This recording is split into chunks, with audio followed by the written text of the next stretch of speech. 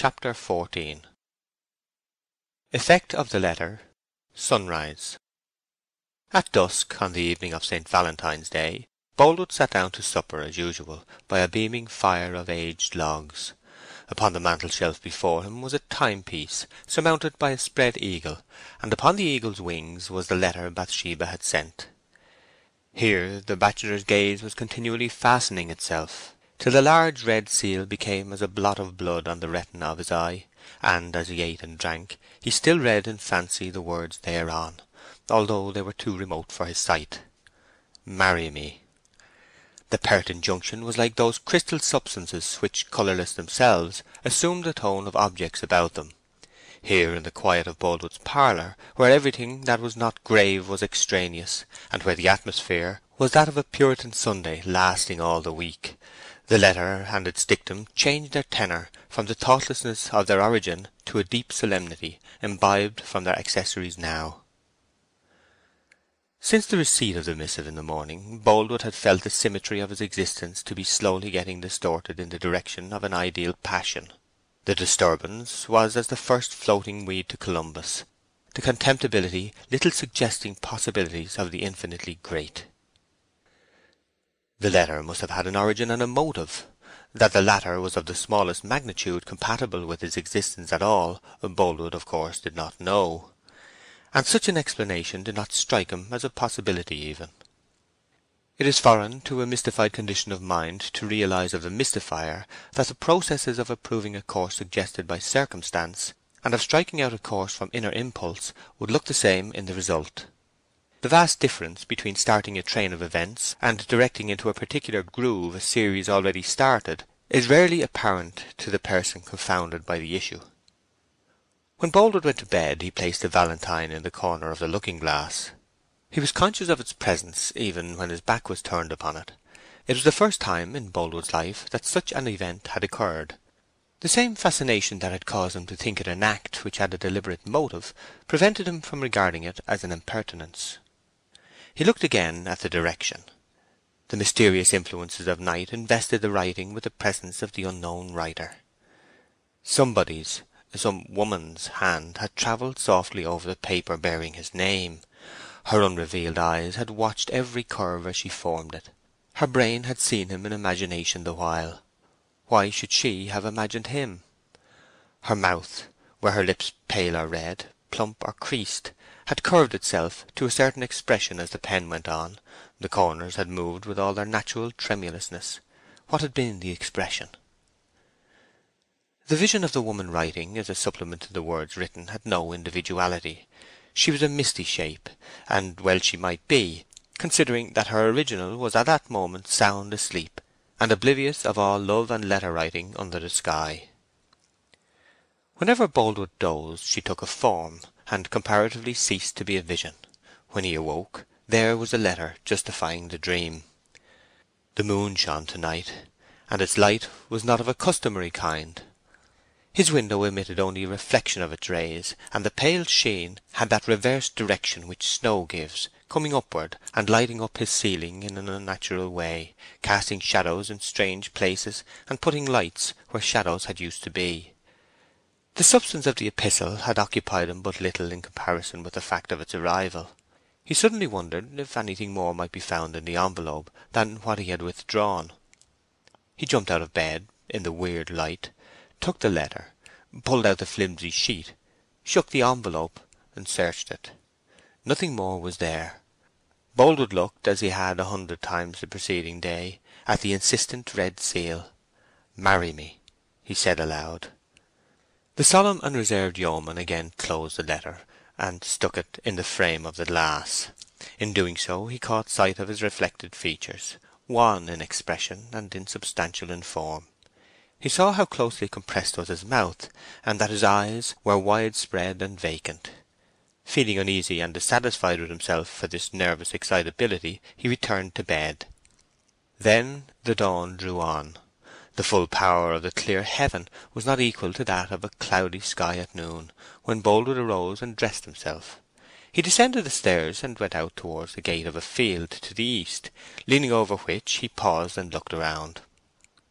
It was one of the usual slow sunrises of this time of year, and the sky, pure violet in the zenith, was leaden to the northward and murky to the east, where over the snowy down or ewe-lease on Weatherbury Upper Farm, and apparently resting upon the ridge, the only half of the sun yet visible burnt rayless, like a red and flameless fire shining over a white hearthstone. The whole effect resembled a sunset as childhood resembles age. In other directions the fields and sky were so much of one colour by the snow that it was difficult in a hasty glance to tell whereabouts the horizon occurred, and in general there was here too that before-mentioned preternatural inversion of light and shade which attends the prospect when the garish brightness commonly in the sky is found on the earth, and the shades of the earth are in the sky. Over the west hung the wasting moon, now dull and greenish yellow like tarnished brass. Boldwood was listlessly noting how the frost had hardened and glazed the surface of the snow till it shone in the red eastern light with the polish of marble, how in some portions of the slope withered grass bents, encased in icicles, bristled through the smooth wan coverlet in the twisted and curved shapes of old Venetian glass, and how the footprints of a few birds which had hopped over the snow whilst it lay in the state of a soft fleece were now frozen to a short permanency. A half-muffled noise of light wheels interrupted him. Boldwood turned back to the road. It was the mail cart, a crazy two-wheeled vehicle, hardly heavy enough to resist a puff of wind. The driver held out a letter.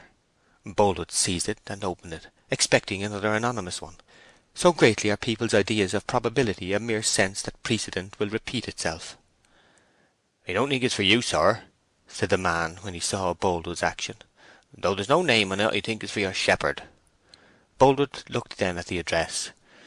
To the new shepherd, Weatherbury Farm, near Casterbridge. "Oh, what a mistake! It is not mine, nor is it for my shepherd. It is for Miss Everdene's. You had better take it on to him, Gabriel Oak, and say I opened it in mistake." At this moment, on the ridge, up against the blazing sky, a figure was visible, like the black snuff in the midst of a candle flame. Then it moved and began to bustle about vigorously from place to place, carrying square skeleton masses, which were riddled by the same rays. A small figure on all fours followed behind. The tall form was that of Gabriel Oak, the small one that of George. The articles in course of transit were hurdles. "Wait," said Boldwood. "That's the man on the hill. I'll take the letter to him myself." To Boldwood it was now no longer merely a letter to another man. It was an opportunity. Exhibiting a face pregnant with intention, he entered the snowy field. Gabriel at that minute descended the hill towards the right. The glow stretched down in this direction and touched the distant roof of Warren's Malthouse, whither the shepherd was apparently bent. Boldwood followed at a distance. Chapter 15. A morning meeting. The letter again. The scarlet and orange light outside the Malthouse did not penetrate to its interior, which was, as usual, lighted by a rival glow of similar hue, radiating from the hearth. The maltster, having lain down in his clothes for a few hours, was now sitting beside a three-legged table, breakfasting off bread and bacon. This was eaten on the plateless system, which is performed by placing a slice of bread upon the table, the meat flat upon the bread, a mustard plaster upon the meat, and a pinch of salt upon the whole, then cutting them vertically downwards with a large pocket-knife till wood is reached, when the severed lump is impaled on the knife, elevated, and sent the proper way of food. The maltster's lack of teeth appeared not to sensibly diminish his powers at the mill. He had been without them for so many years that toothlessness was felt less to be a defect than hard gums an acquisition. Indeed, he seemed to approach the grave as a hyperbolic curve approaches a straight line, less directly as he got nearer, till it was doubtful if he would ever reach it at all.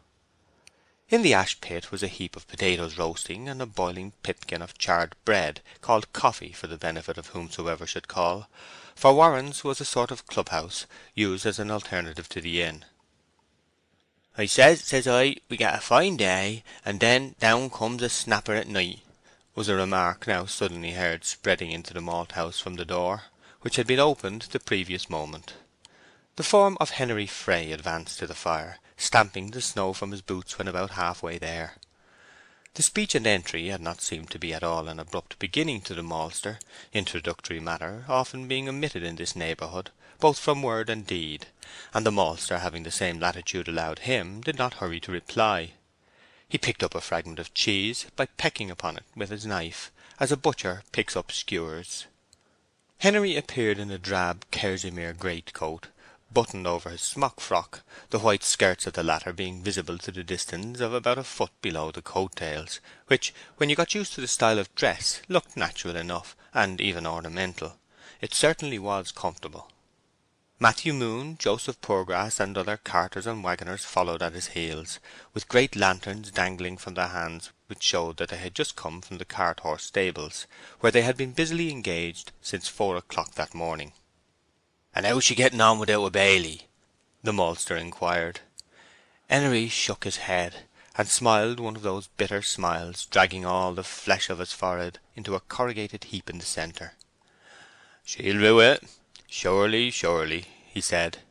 "Benjy Pennyways were not a true man or honest baily, as big a betrayer as Judas Iscariot himself. But I think she can carry on alone." He allowed his head to swing laterally 3 or 4 times in silence. "Never in all my creeping up, never." This was recognized by all as the conclusion of some gloomy speech which had been expressed in thought alone during the shake of the head. Henery, meanwhile, retained several marks of despair upon his face, to imply that they would be required for use again directly he should go on speaking. "All'll be ruined, and ourselves too, or there's no mating gentlemen's houses," said Mark Clark. "A headstrong maid, that's what she is, and won't listen to no advice at all. Pride and vanity have ruined many a cobbler's dog. Dear, dear, when I think of it, I sorrows like a man in travel." "True, Henery, you do. I've heard ye," said Joseph Poorgrass in a voice of thorough attestation, and with a wire-drawn smile of misery. "'Twould do a mortal man no harm to have us under a bonnet," said Billy Smallbury, who had just entered, bearing his one tooth before him. "She can speak real language, and must have some sense somewhere. Do you follow me?" I do, but no baily. I deserve that place," wailed Henery, signifying wasted genius by gazing blankly at visions of a high destiny apparently visible to him on Billy Smallbury's smock-frock. "There, 'twas to be, I suppose. Your lot is your lot, and Scripture is nothing. For if you do good, you don't get rewarded according to your works, but be cheated in some mean way out of your recompense." "No, I don't agree with 'ee there," said Mark Clark. "God's a perfect gentleman in that respect." "Good works, good pay, so to speak it," attested Joseph Poorgrass. A short pause ensued, and, as a sort of entr'acte, Henery turned and blew out the lanterns, which the increase of daylight rendered no longer necessary even in the malt-house with its one pane of glass. "I wonder what a farmer woman can want with a harpsichord, dulcimer, piano, or whatever 'tis they call it," said the maltster. "Liddy saith she've a new one." "Got a pianner?" "Ah, seems her old uncle's things were not good enough for her. She've bought all but everything new. There's heavy chairs for the stout, weak and wiry ones for the slender, great watches getting on to the size of clocks to stand upon the chimbley-piece. Pictures, for the most part wonderful frames. And long horsehair settles for the drunk, with horsehair pillows at each end," said Mr. Clark. "Likewise looking-glasses for the pretty, and lion-books for the wicked." A firm loud tread was now heard stamping outside. The door was opened about 6 inches, and somebody on the other side exclaimed, "Neighbours, have we got room for a few new-born lambs?" "Ah, sure, shepherd," said the conclave. The door was flung back till it kicked the wall and trembled from top to bottom with a blow. Mr. Oak appeared in the entry, with a steaming face, hay bands round about his ankles to keep out the snow, a leather strap round his waist outside the smock-frock, and looking altogether an epitome of the world's health and vigour. 4 lambs hung in various embarrassing attitudes over his shoulders, and the dog George, whom Gabriel had contrived to fetch from Norcombe, stalked solemnly behind. "Well, Shepherd Oak, and how's lambing this year, if I mid say it?" inquired Joseph Poorgrass. "Terrible trying," said Oak. I've been wet through twice a day, either in snow or rain, this last fortnight. Cainy and I haven't tined our eyes tonight. A good few twins too, I hear. Too many by half. Yes, 'tis very queer lambing this year. We shan't be done by Lady Day. And last year 'twere all over by Sexagessamine Sunday, Joseph remarked. Bring on the rest, Cain, said Gabriel, and then run back to the ewes. I'll follow you soon. Cainy Ball, a cheery-faced young lad with a small circular orifice by way of mouth, advanced and deposited two others, and retired as he was bidden. Oak lowered the lambs from their unnatural elevation, wrapped them in hay, and placed them round the fire. "We've no lambing hut here as I used to have at Norcombe," said Gabriel, "and 'tis such a plague to bring the weakly ones to a house. If it wasn't for your place here, Malter, I don't know what I should do with this keen weather. And how is it with you to-day, Malter?" "Ah, neither sick nor sorry, shepherd, but no younger." "Ay, I understand." "Sit down, Shepherd Oak," continued the ancient man of malt. "And how was the old place at Norcombe when you went for your dog? I should like to see the old familiar spot, but faith, I shouldn't know a soul there now." "I suppose you wouldn't. 'Tis altered very much." "Is it true that Dicky Hill's wooden cider house is pulled down?" "Ah, yes, years ago, and Dicky's cottage just above it." "Well, to be sure." "Yes, and Tompkins's old apple tree is rooted, that used to bear 2 hogsheads of cider, and no help from other trees." "Rooted! You don't say it. Ah, stirring times we live in, stirring times." "And you can mind that old well that used to be in the middle of the place? That's turned into a solid iron pump with a large stone trough and all complete. Dear, dear, how the face of nations alter, and what we live to see nowadays. Yes, 'tis the same here. They've been talking but now of the missus's strange doings." "What have you been saying about her?" inquired Oak, sharply, turning to the rest, and getting very warm. "These middle-aged men have been pulling her over the coals for pride and vanity," said Mark Clark. "But I say, let her have rope enough. Bless her pretty face, shouldn't I like to do so, upon her cherry lips?" The gallant Mark Clark here made a peculiar and well-known sound with his own. "Mark," said Gabriel sternly, "now you mind this. None of that dalliance talk, that smack and coddle style of yours about Miss Everdene. I don't allow it, do you hear?" "With all my heart, and I've no chance," replied Mr. Clark cordially. "I suppose you've been speaking against her?" said Oak, turning to Joseph Poorgrass with a very grim look. "No, no, not a word. 'Tis a real joyful thing that she's no worse, that's what I say," said Joseph, trembling and blushing with terror. "Matthew just said—" "Matthew Moon, what have you been saying?" asked Oak. "I? Well, you know I wouldn't harm a worm. No, not one underground worm," said Matthew Moon, looking very uneasy. "Well, somebody has. And look here, neighbours." Gabriel, though one of the quietest and most gentle men on earth, rose to the occasion with martial promptness and vigour. "That's my fist." Here he placed his fist, rather smaller in size than a common loaf, in the mathematical centre of the malters' little table, and with it gave a bump or two thereon, as if to ensure that their eyes all thoroughly took in the idea of fistiness before he went further. "Now, the first man in the parish that I hear prophesying bad of our mistress, why—" Here the fist was raised and let fall as Thor might have done with his hammer in assaying it. "He'll smell and taste that, or I'm a Dutchman." All earnestly expressed by their features that their minds did not wander to Holland for a moment on account of this statement, but were deploring the difference which gave rise to the figure, and Mark Clark cried, "Hear, hear! Just what I should have said." The dog George looked up at the same time after the shepherd's menace, and though he understood English but imperfectly, began to growl. "Now don't you take on so, shepherd, and sit down," said Henery with a deprecating peacefulness equal to anything of the kind in Christianity. "We hear that ye be an extraordinary good and clever man, shepherd," said Joseph Poorgrass, with considerable anxiety from behind the maltster's bedstead, whither he had retired for safety. "'Tis a great thing to be clever, I'm sure," he added, making movements associated with states of mind rather than body. "We wish we were, don't we, neighbours?" "Ay, that we do, sure," said Matthew Moon with a small anxious laugh towards Oak, to show how very friendly disposed he was likewise. "Who's been telling you I'm clever?" said Oak. "'Tis blowed about from pillar to post quite common," said Matthew.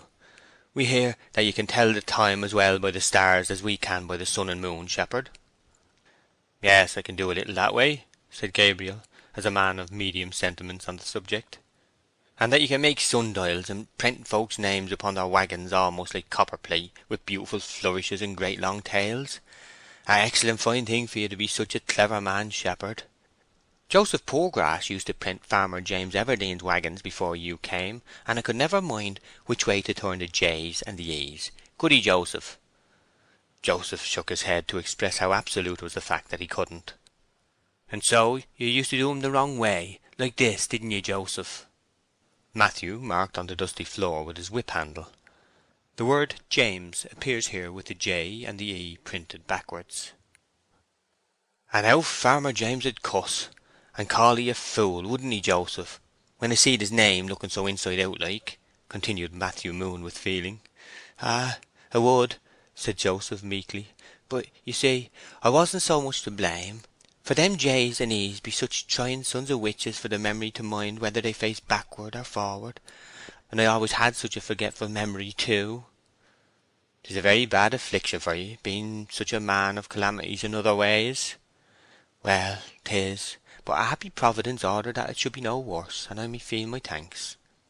As to shepherd there, I'm sure missus ought to have made 'ee her baily, such a fitting man for it as you be." "I don't mind owning that I expected it," said Oak frankly. "Indeed, I hoped for the place. At the same time, Miss Everdene has a right to be her own baily if she chooses, and to keep me down to be a common shepherd only." Oak drew a slow breath, looked sadly into the bright ash pit, and seemed lost in thoughts not of the most hopeful hue. The genial warmth of the fire now began to stimulate the nearly lifeless lambs to bleat and move their limbs briskly upon the hay, and to recognize for the first time the fact that they were born. Their noise increased to a chorus of baas, upon which Oak pulled the milk can from before the fire, and taking a small teapot from the pocket of his smock frock, filled it with milk, and taught those of the helpless creatures which were not to be restored to their dams how to drink from the spout, a trick they acquired with astonishing aptitude. "And she don't even let ye take the skins of the dead lambs, I hear," resumed Joseph Poorgrass, his eyes lingering on the operations of Oak with the necessary melancholy. "I don't have 'em," said Gabriel. "Ye be very badly used, shepherd," hazarded Joseph again, in the hope of getting Oak as an ally in lamentation after all. "I think she's took against thee, that I do." "Oh, no, not at all," replied Gabriel hastily, and a sigh escaped him, which the deprivation of lambskins could hardly have caused. Before any further remark had been added, a shade darkened the door, and Boldwood entered the malthouse, bestowing upon each a nod of equality between friendliness and condescension. "Ah, Oak, I thought you were here," he said. "I met the mail cart 10 minutes ago, and a letter was put into my hand, which I opened without reading the address. I believe it's yours. You must excuse the accident, please." "Oh, yes, not a bit of difference, Mr. Boldwood, not a bit," said Gabriel readily. He had not a correspondent on earth, nor was there a possible letter coming to him whose contents the whole parish would not have been welcome to peruse. Oak stepped aside, and read the following in an unknown hand. "Dear friend, I do not know your name, but I think these few lines will reach you, which I wrote to thank you for your kindness to me the night I left Weatherbury in a reckless way. I also return the money I owe you, which you will excuse my not keeping as a gift. All has ended well, and I am happy to say I am going to be married to the young man who has courted me for some time, Sergeant Troy, of the 11th Dragoon Guards, now quartered in this town. He would, I know, object to my having received anything except as a loan, being a man of great respectability and high honour, indeed a nobleman by blood. I should be much obliged to you if you would keep the contents of this letter a secret for the present, dear friend. We mean to surprise Weatherbury by coming there soon as husband and wife, though I blush to state it to one nearly a stranger. The sergeant grew up in Weatherbury. Thanking you again for your kindness, I am your sincere well-wisher, Fanny Robin." "Have you read it, Mr. Boldwood?" said Gabriel. "If not, you had better do so. I know you are interested in Fanny Robin." Boldwood read the letter and looked grieved. "Fanny, poor Fanny! The end she is so confident of has not yet come. She should remember, and may never come. I see she gives no address." "What sort of man is this Sergeant Troy?" said Gabriel. "I'm afraid not one to build much hope upon in a case such as this," the farmer murmured, "though he's a clever fellow, and up to everything. A slight romance attaches to him, too. His mother was a French governess, and it seems that a secret attachment existed between her and the late Lord Severn. She was married to a poor medical man, and soon after an infant was born, and while money was forthcoming all went on well. Unfortunately for her boy, his best friends died, and he got then a situation as second clerk at a lawyer's in Casterbridge.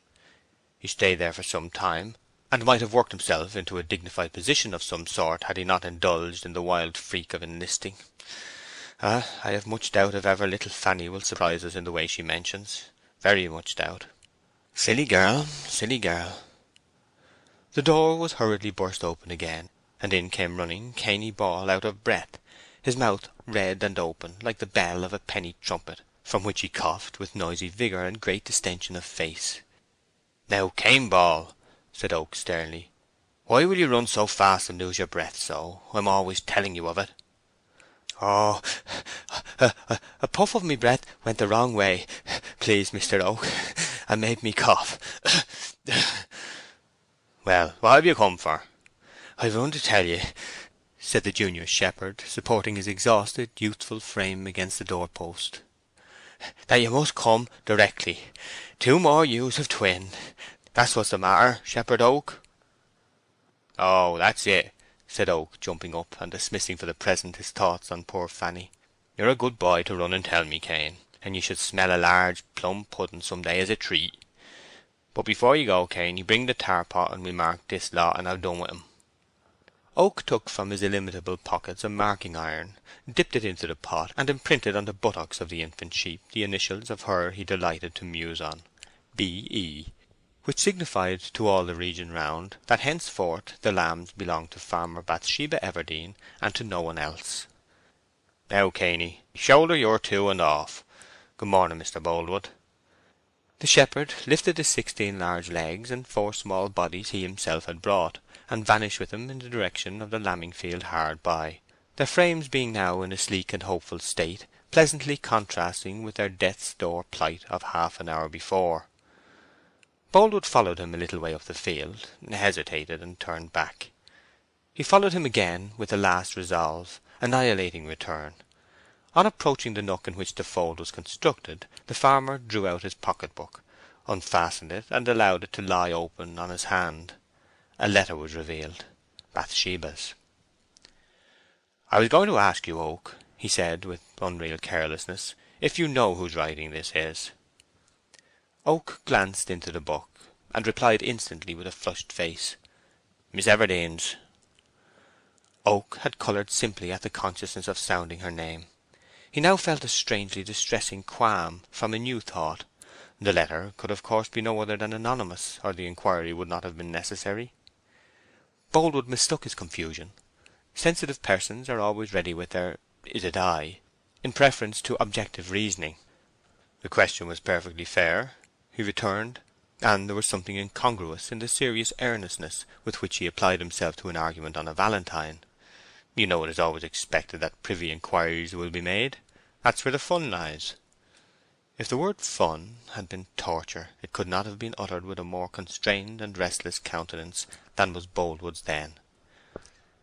Soon parting from Gabriel, the lonely and reserved man returned to his house to breakfast, feeling twinges of shame and regret at having so far exposed his mood by those fevered questions to a stranger. He again placed the letter on the mantelpiece, and sat down to think of the circumstances attending it by the light of Gabriel's information.